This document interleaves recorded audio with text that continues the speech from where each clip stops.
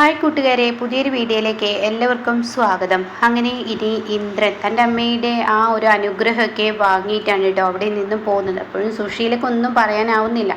തൻ്റെ നാവ് ഒരു തരം സ്തംഭിച്ചതുപോലെ ആക്കുകയാണ് സുശീല. കാരണം സുശീലക്ക് പോവേണ്ട എന്നുണ്ട്, പക്ഷെ അനുപമ എന്ന സ്ത്രീയെ ഒഴിവാക്കാൻ താൻ തറ പറ്റിയ പണിയെടുക്കുകയാണ് കേട്ടോ. അങ്ങനെ ഈ സമയം അനുപമ എന്ന സ്ത്രീയെ ഒഴിവാക്കാൻ വേണ്ടിയാണ് സുശീല ഇത് ചെയ്യുന്നതെന്ന് നന്നായി എല്ലാവർക്കും അറിയാം. അങ്ങനെ അവിടെ നിന്ന് ഇന്ദ്രൻ ഇറങ്ങിപ്പോയതിനു ശേഷം സത്യം ചോദിക്കുകയാണ്, അമ്മക്കിപ്പോൾ എല്ലാം കൊണ്ടും മതിയായില്ലേ, എല്ലാം കൊണ്ട് തീർന്നില്ലേ, അമ്മയുടെ ആഗ്രഹങ്ങൾ സാധിച്ചില്ലേ എന്നൊക്കെ പറയുമ്പോൾ ഞാനുണ്ടടാ ആരെങ്കിലും ഈ വീട്ടിൽ നിന്ന് ഇറക്കി വിട്ടിട്ട്, ഞാനുണ്ടടാ ആരെങ്കിലും ഈ വീട്ടിൽ നിന്ന് ഇറങ്ങിപ്പോവാൻ പറഞ്ഞിട്ട് ഞാൻ എന്താടാ അവരോട് ചെയ്ത്, ഇറങ്ങിപ്പോവാനുള്ള പണിയല്ലേ അമ്മ ഇപ്പം ചെയ്തത്. അതെ, ഞാൻ അവനെ ഇത്രയും കഷ്ടപ്പെട്ട് വേണ്ടെന്ന് എല്ലാവർക്കും വെക്കുന്ന കാലത്ത് വെക്കാതെ ഞാൻ അവനെ നോക്കിയ ആ ഒരു ഇത് നീ ആലോചിക്കണം എന്നൊക്കെ സുശീല പറയാണ്. എന്ത് പറഞ്ഞിട്ടെന്താ, നന്നാവില്ല എന്നുള്ളവരോട് ഒരു കാര്യമില്ല എന്ന് മനസ്സിൽ ചിന്തിച്ചിട്ട് അവിടെ നിന്ന് പോവുകയാണ്. പിന്നീടാണെങ്കിൽ കാണിക്കുന്നത് ഇങ്ങനെ ഇന്ദ്രനെയാണ്. ഇന്ദ്രൻ ഇങ്ങനെ ഓട്ടോയിൽ പോകുമ്പോൾ കാണാം ഭാനുവും അങ്ങനെ നടന്നു വരുന്ന. അപ്പോൾ ഓട്ടോക്കാരനോട് ഓട്ടോ ഇവിടെ നിർത്തുക എന്ന് പറയാണ്. അങ്ങനെ ഓട്ടോക്കാരെ ഓട്ടോ നിർത്തുകയാണ്. അപ്പോൾ ഭാനുമ്മ എവിടെയിട്ടാന്ന് പറയുമ്പോൾ മോനെ നീ എങ്ങോട്ടാ, അത് ഭാനുമ്മ അങ്ങ് വായോ എന്ന് പറയുന്നത് കേട്ടോ. അങ്ങനെ ഭാനുമ്മ കയറണം. എന്താടാ നീ ബാഗൊക്കെ ആയിട്ട് അതൊക്കെ ഉണ്ട് വീട്ടിൽ ചെന്ന് പറയാമെന്ന് പറയണം. അങ്ങനെ വീട്ടിലെത്താണ്. വീട്ടിലെത്തിയ ഭാനുമ്മയോട് പറയണം, ഞാൻ എന്നേക്കുമായി ആ വീടിൻ്റെ പടി ഇറങ്ങി. എന്താ ഇന്ദ്രൻ നീ കാണിക്കുന്നത്, എന്തിനാ ഇതൊക്കെ ചെയ്യുന്നത്, പിന്നെ ഞാൻ എന്താ ചെയ്യേണ്ടത്, എൻ്റെ മനസ്സിൻ്റെ മനോവിഷമം ഞാൻ ആരോട് പറയാനാണ്, അതിനവൾ എന്നോട് ഇറങ്ങിപ്പോവാൻ പറഞ്ഞോ. ഇല്ല ഭാനുമ്മ, അമ്മ പറഞ്ഞിട്ടൊന്നുമില്ല, പക്ഷേ ഞാൻ ഇറങ്ങിപ്പോകേണ്ടത് അനിവാര്യമാണെന്ന് എനിക്ക് തോന്നി. കാരണം എന്താണെന്നറിയോ, എന്നെ വേണ്ടാത്ത ആ വീട്ടിൽ, അതിന് സുശീലക്ക് നിന്നെ വേണ്ടെന്ന് പറഞ്ഞു. അതല്ല ഭാനുമ്മ, എന്നെ വേണ്ടെന്ന് അമ്മ പറഞ്ഞില്ലെങ്കിലും അമ്മ എന്നോട് എൻ്റേതല്ലാത്ത ആരുമില്ലാത്ത ആ വീട്ടിൽ നിൽക്കുന്നതിൽ അർത്ഥമില്ലെന്ന്, ഇപ്പോൾ എൻ്റെ അച്ഛൻ്റെ കാര്യത്തിൽ ഒരു വ്യക്തത ഇല്ലെന്ന് എനിക്ക് മനസ്സിലായി. പിന്നെ എന്തിനാ ഭാനുമ്മ ഞാൻ വെറുതെ നാളെ അവരെല്ലാവരും പറയുന്നത് പിന്നെ ഞാൻ അങ്ങനെ സുശീല പറഞ്ഞു എന്താണ് അവൾക്ക് എന്നൊക്കെ ചോദിക്കുന്നുണ്ട് കേട്ടോ. ഇതേ സമയം എന്തിനാണ് ഇവൾ ഇങ്ങനെ ഓരോന്ന് കാട്ടിക്കൂട്ടുന്നത്, ഇങ്ങനെയൊക്കെ പറഞ്ഞല്ല അവൾക്ക് ഇനി കിട്ടാൻ പോകുന്ന ശിക്ഷ അവൾ നരകിക്കത്തേ ഉള്ളൂ എന്നൊക്കെ പറയുമ്പോൾ ഇന്ദ്രൻ പറയണേ, വേണ്ട ഭാനുമ്മ, അമ്മയെ പ്രാകണ്ട, കാരണം അമ്മയാണ് എന്നെ വളർത്തിയത്. എൻ്റെ മനസ്സിൽ അമ്മ എന്നൊരു വ്യക്തി ചോദിച്ചാൽ അത് സുശീല എന്ന സ്ത്രീ മാത്രമാണ്, അതുകൊണ്ട് അങ്ങനെയൊന്നും പറയരുതെന്ന് പറയാൻ കേട്ടോ. അങ്ങനെ ഈ സമയം ഈ വാക്കുകൾ കേൾക്കുമ്പോൾ ഭാനുമ്മക്ക് സങ്കടമാവണം. എങ്ങനെ കഴിഞ്ഞിരുന്ന കുടുംബമാണെടാ, എന്തൊരു സന്തോഷത്തിൽ ജീവിച്ചിരുന്ന കുടുംബമാണ്, ആ കുടുംബമാണ് സുശീല തല്ലി തകർത്തിരിക്കുന്നത്. അത് ആലോചിക്കുമ്പോൾ മനസ്സിന് തന്നെ എനിക്ക് ചിന്തിക്കാൻ കഴിയുന്നില്ല എന്നൊക്കെ പറയുകയാണ്. എന്നിട്ട് പറയണേ, എന്താണോ ഈ അനന്ത മാഷിൻ്റെ മക്കൾക്ക് കണ്ണേറ് തട്ടിയാണോ, അതാ എനിക്ക് തോന്നുന്നത് അനന്ത മാഷിൻ്റെ മക്കൾക്ക് കണ്ണേറ് തട്ടിയിരിക്കുന്നു. കാരണം ഇപ്പം നിന്നേക്ക് പരിതാപകരമാണ് രഘുവിൻ്റെ അവസ്ഥ. അതെന്താണെന്ന് ചോദിക്കുകയാണ്. രഘുവിൻ്റെ അന്ന് ആമിയുമായി കാണുന്ന ആ വീഡിയോ, പെണ്ണുമായി കാണുന്ന വീഡിയോ സോഷ്യൽ മീഡിയയിൽ എന്തോ ഒരു വീഡിയോ വൈറലാവുന്നു, അത് അമ്പിളി കണ്ടെന്നോ വിനയൻ ചീരുവിനെ അയച്ചു കൊടുത്തെന്നോ എന്നൊക്കെ പറയുന്നു.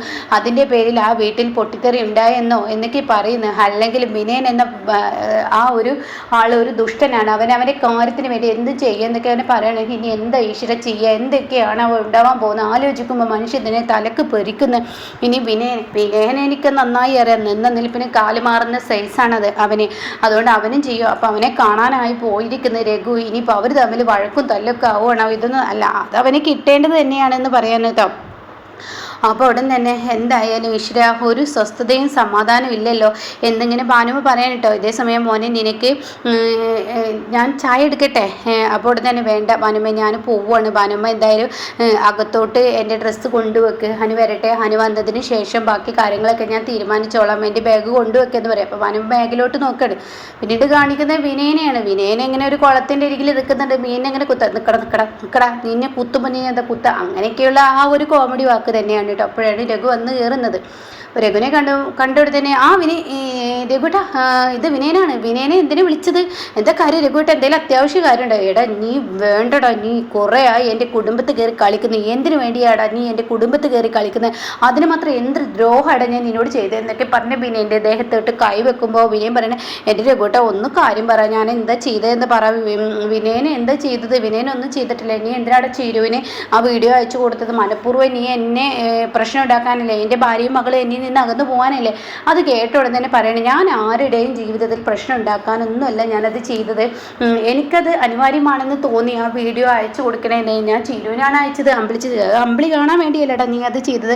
അയ്യോ ഞാൻ അങ്ങനെയൊന്നും ഉദ്ദേശിച്ചിട്ടില്ല, അമ്പിളി കാണാനൊന്നും ഞാനത് ചെയ്തിട്ടില്ല, എനിക്കത് ആവശ്യമാണെന്ന് തോന്നി ഞാൻ അങ്ങനെ ചെയ്തു, അതിലെന്താ രഘുവേട്ടാ തെറ്റ്, പിന്നെ നിനക്ക് എവിടുന്നാണ് ആ വീഡിയോ കിട്ടിയത്?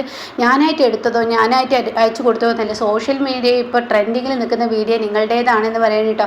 ഇത് കേൾക്കുന്ന രഘു കൈ അങ്ങ് വിടുകയാണ്. എന്നിട്ട് പറയണത് ഇത് ലാസ്റ്റ് വാണിംഗ് ആണ്, നീ എൻ്റെ ജീവിതത്തിൽ തകർക്കാൻ നോക്കുകയാണെങ്കിൽ നിൻ്റെ ജീവിതം കൂട്ടിച്ചോറാക്കും. അയ്യോ അതൊന്നും രഘുവേട്ടനെ വിചാരിച്ചാൽ നടക്കില്ല. ആനന്ദമാഷ് എന്ന് പറയുന്ന ആൾ വെറും വേസ്റ്റാണ്. അങ്ങനെ വേസ്റ്റെന്ന് എനിക്കറിയാം, എങ്കിലും കൂടി 4 സിമ്പതി പിടിച്ച നല്ല മനസ്സിൽ തട്ടാവുന്ന 4 വാക്കുകൾ പറയാം, അങ്ങേറെ മൂക്കും കുത്തി അവിടെ വീഴും. അങ്ങേരുടെ സ്വഭാവം അതാണ്. അതുകൊണ്ട് തന്നെ എനിക്ക് എൻ്റെ ഭാര്യയും കുട്ടികളും കൊണ്ടുവരാൻ അറിയാം. അതിപ്പോൾ നിങ്ങൾ എന്ത് പറഞ്ഞിട്ടും കാര്യമില്ല, എന്നെ കൊണ്ട് അത് കഴിയുമെന്നൊക്കെ പറയാണ് കേട്ടോ. അപ്പോൾ ഈ സമയം ഇത് കേൾക്കുന്ന രഘുവിന് അതിലൊരു കാര്യം ഉണ്ടെന്ന് തോന്നുകയാണ്. അപ്പോൾ അതുകൊണ്ട് ഞാനൊരു കാര്യം എപ്പോഴും രഘുവേട്ടാ ഞാൻ നിങ്ങളോട് പറയുന്നത്, നിങ്ങളുടെ കുടുംബജീവിതം നന്നാവാൻ ഞാൻ എന്ന് ഇടപെടട്ടെ, അത് നിങ്ങൾ തയ്യാറാണോ? അപ്പോൾ ഉടൻ തന്നെ എന്തിനും ഇടപെടുന്നു എന്ന ലെവലിൽ ഇങ്ങനെ നോക്കി നിൽക്കുകയാണ്. ഞാൻ നിങ്ങളുടെ കുടുംബജീവിതം വേണമെങ്കിൽ ശരിയാക്കി തരാം, ഞാൻ ഇടപെട്ട് കഴിഞ്ഞാൽ എന്തായാലും അത് ശരിയാവും എന്നൊക്കെ പറയാണ്. അപ്പോൾ വിനയൻ്റെ ആവശ്യം എനിക്കില്ല എന്ന് രഘു തിരിച്ച് പറയാണ്. ഇങ്ങനെയൊക്കെ തന്നെ ആയിരുന്നു ആ ഇന്ദ്രൻ പറഞ്ഞിരുന്നത്. എന്നിട്ടിപ്പോൾ എന്താ ഉണ്ടായത്? ഇന്ദ്രന് എന്നെ ആവശ്യം വന്നില്ല. ഇപ്പോൾ ഇന്ദ്രനെ ഞാനെന്ന് വെച്ചാൽ അങ്ങനെയല്ലോ. അപ്പോൾ അതുപോലെ ഒരു ദിവസം രഘുവേട്ടനും വരും, ഇത്രേ എനിക്ക് പറയാനുള്ളൂ എന്ന് പറഞ്ഞു പോകുമ്പോൾ രഘു ഇങ്ങനെ ചിന്തിക്കുകയാണ് കേട്ടോ. ഇതേ സമയം കാണിക്കുന്നത് ഹർഷയും സുശീലയാണ്. അവർ തമ്മിൽ കണ്ടുപിട്ടിരിക്കുകയാണ്. അപ്പോൾ ഹർഷ പറയണേ, ഹർഷയോട് ചോദിക്കണം, ഞാൻ വിചാരിച്ചു നീ നിൻ്റെ ഭർത്താവ് വീട്ടിലോട്ട് പോയപ്പോൾ നീ ഇപ്പോഴൊന്നും വരില്ല എന്ന് വിചാരിച്ച്, എങ്ങനെയുണ്ട് വിഷുവിൻ്റെ ആഘോഷം എന്നൊക്കെ ചോദിക്കുമ്പോൾ നാട്ടിൻപുറത്തെ വിഷു തന്നെയാണ്, അത് വേറെ കാര്യം. പക്ഷെ ഭർത്താവ് വീട്ടിലോട്ട് പോയി എന്ന് കരുതിയിട്ട് ഞാൻ അവിടെ നിൽക്കുന്നില്ല. എൻ്റെ വീട് വിട്ട് എനിക്ക് ഒരു ദിവസമേ നിൽക്കാൻ പറ്റത്തുള്ളൂ, വേറെ വീട്ടിലോട്ട് പോകാനൊന്നും എനിക്ക് താല്പര്യമില്ല. എൻ്റെ ആൻറ്റി, നിങ്ങൾക്ക് എന്നോട് വെറുപ്പുണ്ടാകുന്ന ഞാൻ കരുതിയത്. ആദ്യത്തിലൊരു സങ്കടം ദേഷ്യമൊക്കെ തോന്നി, പക്ഷേ നിൻ്റെ സാഹചര്യം അങ്ങനെയല്ലേ. ഞാൻ രവിയേട്ടനെ വെറുപ്പിക്കണ്ടെന്ന് കരുതിയാണ് ഞാൻ പോയതെന്നൊക്കെ പറയണം. ആയിക്കോട്ടെ എന്നും പറയണം. എന്തായാലും അവിടുത്തെ കാര്യങ്ങൾ, ആൻറ്റിയുടെ വിഷുവൊക്കെ എങ്ങനെയുണ്ട്? എന്ത് വിഷു? അവിടെ ആർക്കും വിഷു ഉണ്ടായിട്ടില്ല. ഇന്ദ്രൻ പഞ്ചരത്നത്തിലോട്ട് പോയിട്ടുണ്ടാവില്ല. പഞ്ചരത്നത്തിൽ പോയി എന്നല്ലേ സദ്യയും കാര്യങ്ങളൊന്നും കഴിച്ചില്ല എന്നൊക്കെ പറഞ്ഞത് കേട്ടു. അവനിങ്ങോട്ടേക്ക് വന്നു. അപ്പോൾ അനുപമയും തിരിച്ചു വന്നു. അവളൊന്നും വന്നിട്ടില്ല, അവളിനി വരത്തൂല, അവളെ ഞാൻ എൻ്റെ വീട്ടിലോട്ട് കയറ്റത്തൂല. അപ്പോൾ അത് കേട്ട ഉടനെ അതെന്താ എന്ന് ചോദിക്കുകയാണ്.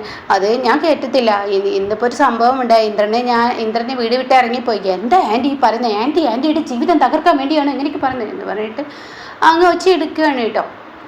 അപ്പം അത് കേട്ട ഉടൻ തന്നെ പറയാണ്, ഞാൻ ചെയ്തതിൽ എന്താ തെറ്റ്? ഞാൻ അവനോട് ഇറങ്ങി പോകാനൊന്നും പറഞ്ഞിട്ടില്ല. അനുപമ എന്ന സ്ത്രീ അവിടെ കൊണ്ടുവരാൻ പാടില്ല എന്നാണ് പറഞ്ഞത്. ആൻറ്റി എന്തൊക്കെയാണ് ഈ കാണിക്കുന്നത്? ആൻറ്റി, അനുപമ ഇല്ലെങ്കിൽ ഇന്ദ്രൻ വരില്ല. ആൻറ്റി ഇങ്ങനെയാണോ ആൻറ്റിയുടെ ജീവിതം തകർക്കാൻ നോക്കുന്നത്? ആൻറ്റിയുടെ മറ്റു മക്കൾ പോലും ആൻറ്റിയെ കൈവിട്ട് പോകും, അങ്ങനെ ഒരു പേടി എനിക്കുണ്ട്. അപ്പോൾ അതുകൊണ്ട് തന്നെ അതില്ലാതിരിക്കാൻ വേണ്ടിയാണ് ഞാനിപ്പോൾ ഒരു അർച്ചന കഴിപ്പിക്കാൻ വന്നിരിക്കുന്നത്.